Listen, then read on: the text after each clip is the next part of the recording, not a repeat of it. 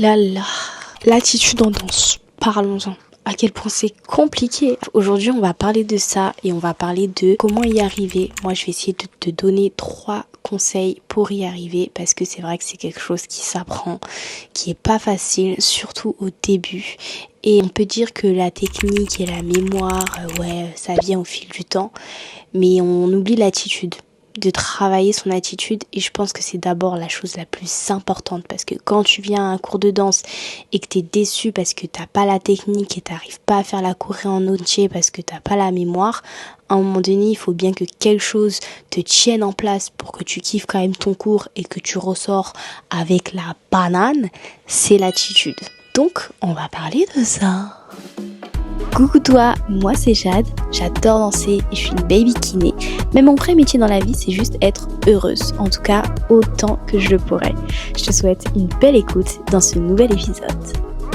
Je me suis fait ma petite liste en fait pour savoir de quoi je vais parler parce que c'est bien ma première vidéo et donc la structuration et l'organisation c'est pas trop mon truc.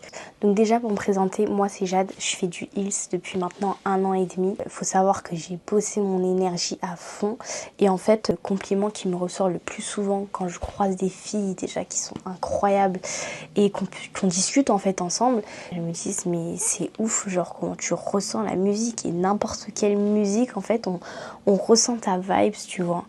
Et c'est ça qui est vraiment génial et qui m'a permis vraiment de danser et de sourire et de sortir de mon cours et d'être super contente parce que j'ai vécu le moment comme j'ai voulu le vivre et pas seulement parce que j'avais la technique ou que j'ai pu faire la choré entièrement. Du coup, 3 conseils pour travailler son attitude en danse. Donc le premier conseil que je voudrais te partager, c'est le regard des autres. Essayer de se détacher, mais détacher c'est quand même, c'est facile à dire. Moi aussi au début en fait j'étais genre giga gênée de faire un cours de danse où en fait tu danses pour toi, ok, mais tu partages ce cours avec d'autres filles. Donc l'ambiance générale du cours, ça impacte ta danse. Et je l'ai vécu dans certains cours de danse où je me suis sentie des fois gênée et où des fois je me suis sentie mais tellement libre et tellement bien, remplie de bienveillance que je me sentais beaucoup mieux.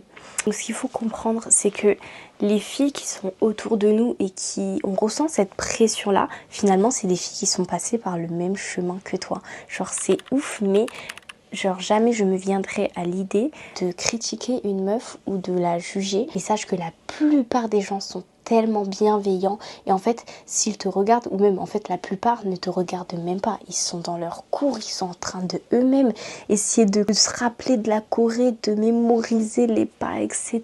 nanana, qu'ils ne font pas attention à toi et que chacun est dans sa bulle et que les seules fois où on va te regarder, ça va être que du positif, que de la bienveillance. Des fois, c'est vrai, tu vas arriver à des cours de danse où tu vas te sentir moins à l'aise, où ça va juste pas être ta vibes en fait, c'est tout.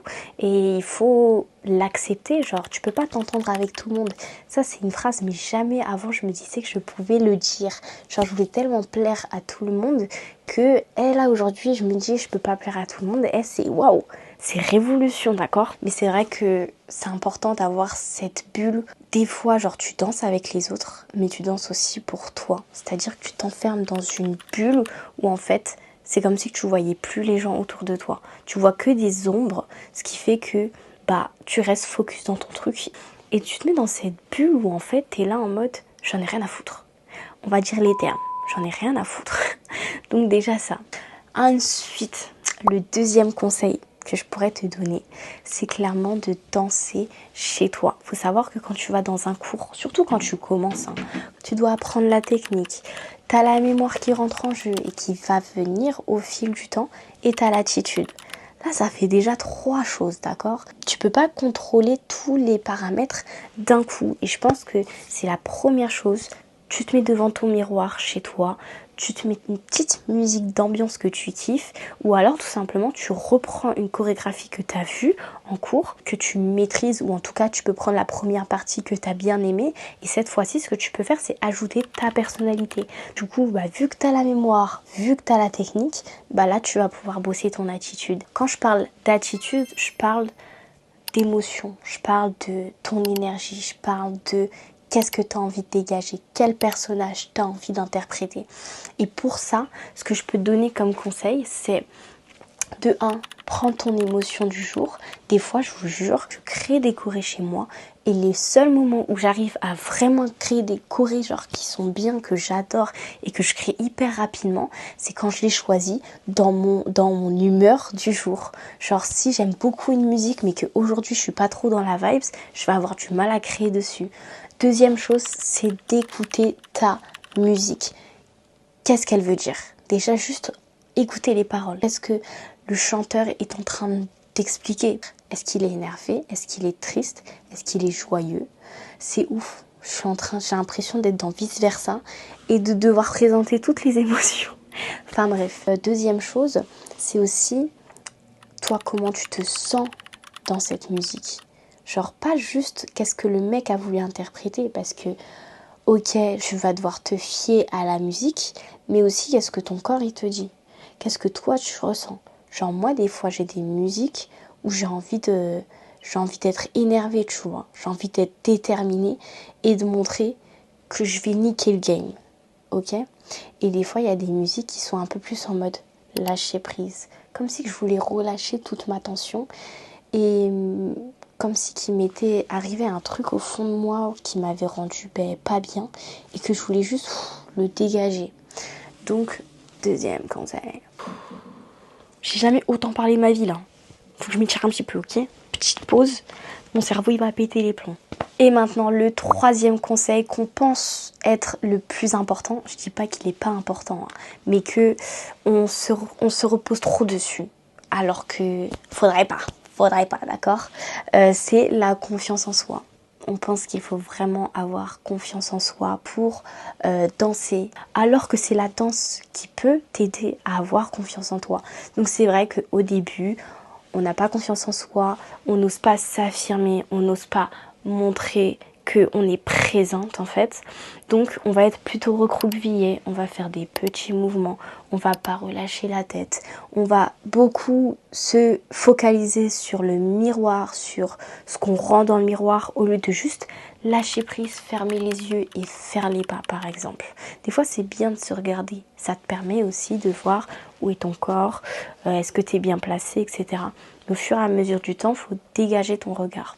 Donc déjà, même pour travailler ta confiance, l'exercice avec ton miroir chez toi, ça peut être génial parce que tu peux commencer à voir ton corps d'une autre façon. C'est-à-dire apprécier les parties de ton corps que avant en fait t'appréciais pas. Et des fois t'as des postures où tu te dis ah là j'aime bien, ah ouais j'aime bien mes fesses là, waouh, ah ouais elles sont bien bombées et tout, alors qu'au quotidien par exemple tu les aimais pas.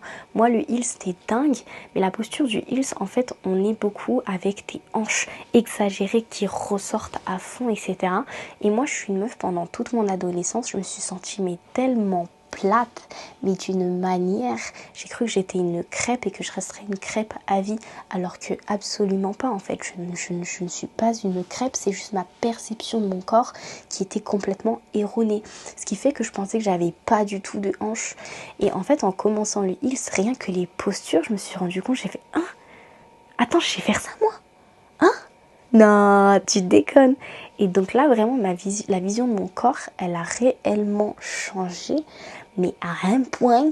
Donc travaille certaines postures, travaille certains mouvements où tu arrives à mettre en valeur certaines parties de ton corps. Donc vraiment Mago, j'espère tellement que tu vas réussir à dégager cette énergie, parce que à partir de ce moment-là où tu vas lâcher prise et où tu vas essayer de ne pas voir la danse comme juste un cours de technique avec une chorégraphie, mais plus un moment où tu as envie de te libérer, de relâcher, de ressentir des choses, de te mettre dans un personnage qui est d'ailleurs ton personnage, et ben en fait tu vas voir la danse autrement et tu vas vraiment commencer à kiffer ton cours à ta manière. Donc voilà mes 3 conseils. Maintenant j'espère que la vidéo va faire moins de 10 minutes, d'accord? Là je suis à 25 minutes sur la vidéo, on va se calmer, ok? J'espère qu'en tout cas ces conseils ça a bien pu t'aider. N'hésite pas à t'abonner pour essayer de voir si je peux te proposer d'autres formats de vidéos qui te plaisent. Et pour ça, n'hésite pas surtout à commenter et qu'on puisse discuter, parce que je pense que chaque situation est différente. Ma situation, ça se peut que tu vas pas te reconnaître, comme ça se peut que tu vas te reconnaître dans mon cas.